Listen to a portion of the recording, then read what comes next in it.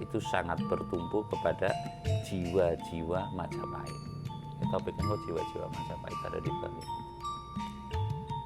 Sekenyok-kenyok ya. Jadi saya akan mengatakan jiwa-jiwa Majapahit atau orang Majapahit sebenarnya ada di mana? Nah, kalau keyakinan secara fisik. Selamat malam Ki Dharma Kucara. Selamat malam. Alhamdulillah dalam kesempatan kali ini kita sudah menyampai di Bali dan memenuhi mungkin undangannya Ibu Lina Kamal. Nah, perihal undangan beliau ke Bali di sini tentunya ada sesuatu hal yang diangkat terkait dengan leluhur Nusantara gitu Ki. Karena selama ini yang saya lihat di channel Kaum Hadir itu selalu ada salam leluhur Nusantara. Nah, kebetulan di sini saya juga melihat ada mural leluhur Nusantara. Itu satu. Yang kedua juga tentang Mbak Listi. Kalau saya melihat kontennya itu sangat luar biasa sekali. Edukasi ya terhadap kaum milenial, khususnya generasi muda, yang mana sekarang ini milenial ini sudah mulai terbuka hatinya untuk mempelajari adat budayanya masing-masing daerah. Kultur budaya yang ada di Bali ini sangat luar biasa sekali, kekayaan budayanya, dan tidak mudah ditiru oleh bangsa lain. Ini memiliki hak paten. Nah, pertanyaan saya mungkin Ki Dharma bisa menjelaskan, juga bisa memberikan nanti Mbak Listi perihal kunjungan ke Bali ini memenuhi undangan Ibu Lina Kamal. Silakan Ki. Hong wilayah jati nuhun ya jati leluhur Nusantara tapi uluk salamu ya. Saya sepakat dengan Bu Lina Kamal ya, yang artinya beliau kan asli dari Kepulauan Riau, lalu hijrah ke Jakarta, lalu dia tertarik dengan Bali. Nah, ada apa dengan Bali, intinya kan seperti itu. Jadi nuansa sejarah yang kita baca secara seksama bahwa runtuhnya Majapahit dulu kan kawulo Majapahit atau masyarakat Majapahit kemana? Nah, secara umum tentunya berlari ke Pulau Bali.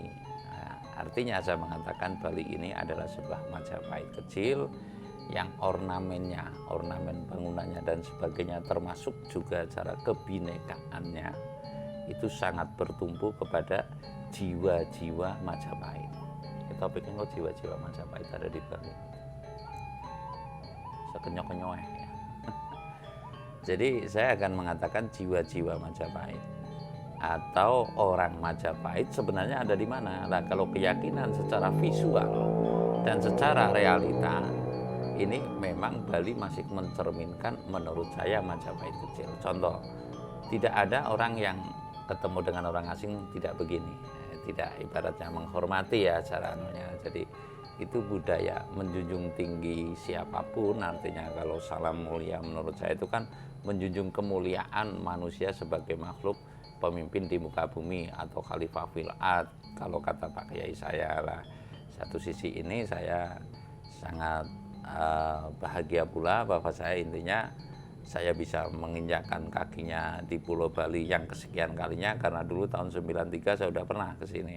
Namun tidak masuk ke ruang lingkup seperti ini karena om saya itu kan beda keyakinan, bukan Buddha tapi Kristen ya. Jadi ada batasan kami lah. Kalau sekarang kami bisa menikmati nilai-nilai seninya, ukirannya dan sebagainya, lalu pura-pura dan Puri, antara pura dan puri ini kan berbeda. Saya jadi tahu kalau puri ini adalah tempat raja, kalau pura ini adalah tempat pemujaan. Itu dari Mangkulah.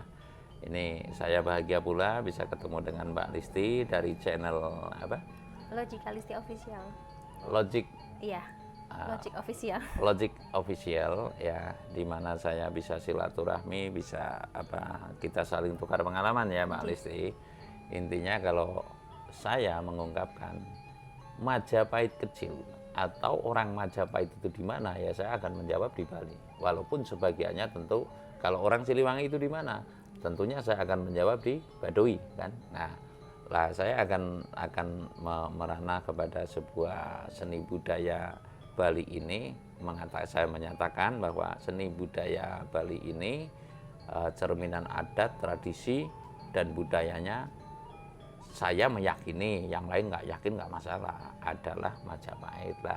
Menurut Mbak Lesti, kira-kira kesan-kesan Bali ini menurut Mbak Lesti seperti apa? Kalau saya jiwa-jiwa Majapahit dan Majapahit kecil ya, menurut saya ada di Bali. Monggo menurut Mbak Lesti seperti apa? Baik, terima kasih Ki Dharma Kunchara, suatu kehormatan ya akhirnya bisa melakukan sharing ya dengan Ki Dharma Kunchara dan Pak Ade yang tentunya luar biasa sekali, lebih sepuh ya, sebagai sesepuh spiritual keduanya yang perlu saya hormati sekali dan menjadi panutan bagi saya. Sebelumnya Listi tidak merasa lebih tahu ya, karena di sini ada sesepuh-sesepuh hanya sharing aja. iya betul, menyampaikan apa yang Listi rasakan. Memang Bali ini sakral. Karena yang Listi rasakan di tahun 2022 banyak orang-orang mulai menerima pembayaran karmanya. Banyak hal yang mulai muncul ke permukaan yang mungkin kita tidak pernah tahu. Ada kasus tertentu, kemudian kejadian-kejadian alam tertentu yang akhirnya di tahun ini semua terbuka. Dan kenapa di penghujung tahun Bali ini menjadi satu hal yang penting, karena bagi saya ini penghujung tahun, bisa dibilang ini akhir tahun, tetapi ini justru sebuah awal sebuah kebangkitan energi besar yang kita bisa lihat beberapa hari sebelum Listi sampai di sini sudah ada berita ya Ki Dharma, ada gempa beberapa kali, tapi bersyukurnya tidak ada korban. Itu mengindikasikan menurut Listi pribadi bahwa ada pergerakan energi yang besar.